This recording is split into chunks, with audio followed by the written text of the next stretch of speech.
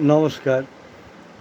কখন কার বুক থেকে কোন কবিতা প্রকাশ হবে, আর সেই কবিতা দেখে আমার কণ্ঠ পাঠ করার জন্য ছটপটাবে, বিশ্বাস করুন আমি তা জানি না।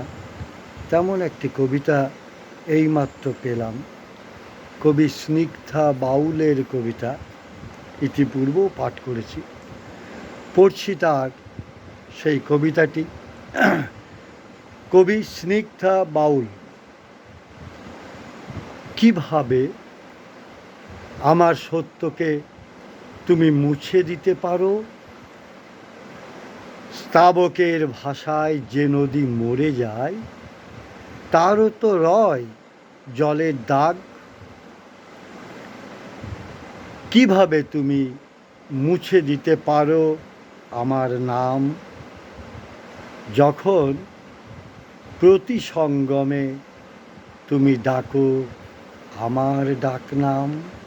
কবিকে আমার শুভ